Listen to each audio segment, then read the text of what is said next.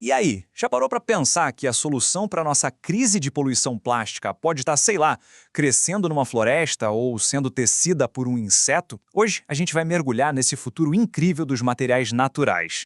Eu sou o Lucas, mestre em ciência dos materiais, e hoje vamos explicar sobre o que são materiais naturais e suas características. Então se prepara aí porque a gente vai ver como a própria natureza já tem as respostas para alguns dos nossos maiores desafios, tanto na tecnologia quanto no meio ambiente. Bom, vamos começar com uma pergunta que afeta todo mundo, né? Para onde vai todo o plástico que a gente usa? Olha, todo santo ano são milhões de toneladas que vão parar nos nossos oceanos, nos solos, e pior, eles vão se quebrando em pedacinhos, os tais microplásticos que ficam por aí por séculos. É um problema que a gente está criando hoje, mas que vai ficar por muitas e muitas gerações. Pois é. E essa herança de plástico que a gente está deixando nos leva direto para o nosso primeiro ponto. Essa crise sintética e o problemão que a gente precisa resolver. Certo, então vamos lá. Vamos entender a raiz desse problema.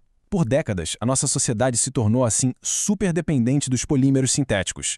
E não é para menos, né? Eles são muito versáteis, baratos, só que o custo ambiental é gigante. Pensa bem, eles vêm do petróleo, que um dia vai acabar, e depois que a gente joga fora, eles simplesmente não somem. Pelo contrário, eles se quebram nesses microplásticos e ainda liberam na atmosfera um carbono que estava guardadinho lá por milhões de anos. Ou seja, é um ciclo que não se sustenta de jeito nenhum. Mas e se a solução para essa crise toda não tiver que ser inventada num laboratório? E se ela já estiver aqui, o tempo todo, ao nosso redor?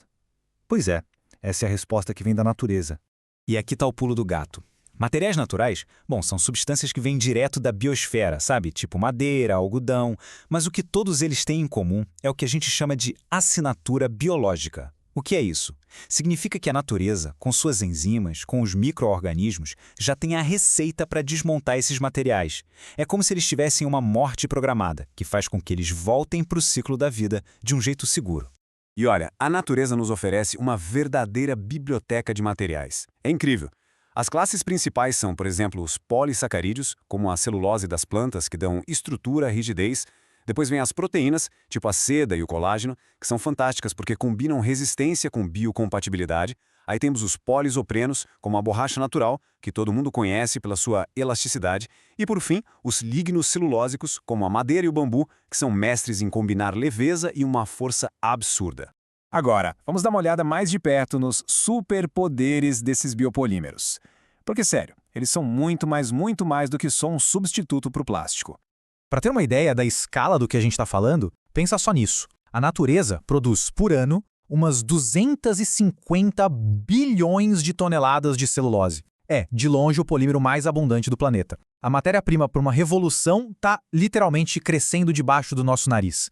Mas tá, de onde vem tanta força? A celulose basicamente é uma corrente bem longa de moléculas de glicose. O segredo está no jeito que essas correntes se ligam umas nas outras. Imagina como se fossem milhares de ímãs bem pequenininhos juntando tudo, sabe? Isso cria uma estrutura super rígida. É essa arquitetura que permite que uma árvore cresça dezenas de metros de altura lutando contra a gravidade.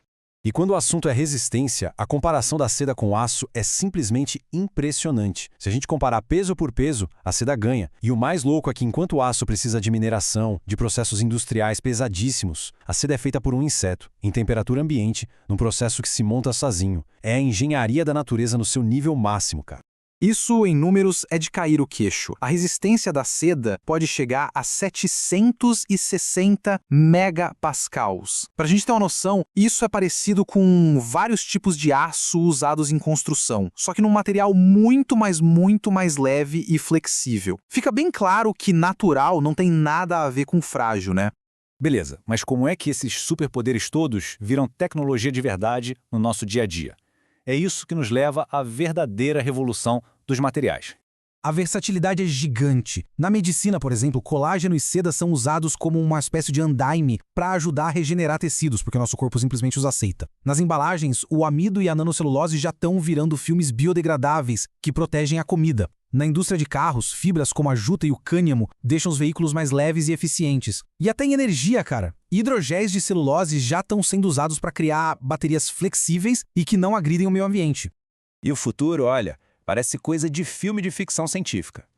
Imagina só usar fungos para criar um tipo de couro para fazer roupa. Ou reforçar concreto com fibras naturais, deixando as construções mais seguras. Ou então desenvolver nanoveículos que entregam o remédio certinho lá na célula doente.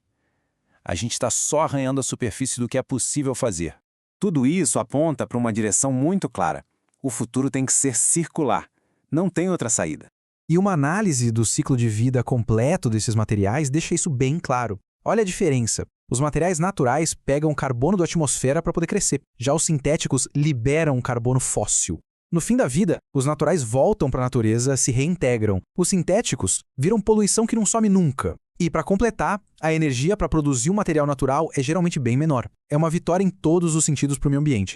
Mas aí vem aquela pergunta importante, né? Se a gente precisar de um monte de terra, um monte de recurso para cultivar esses materiais, a gente não vai estar só trocando um problema ambiental por outro? E essa é uma preocupação super válida, com certeza.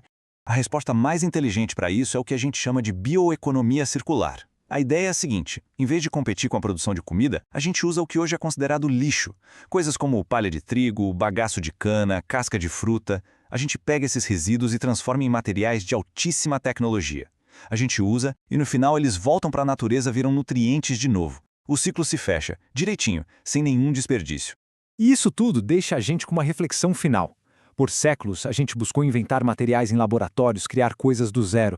Mas e se a próxima grande revolução tecnológica não for inventada, mas sim redescoberta?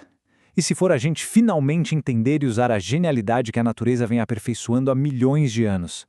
A resposta talvez esteja literalmente debaixo dos nossos pés. Valeu por acompanhar a gente nessa descoberta.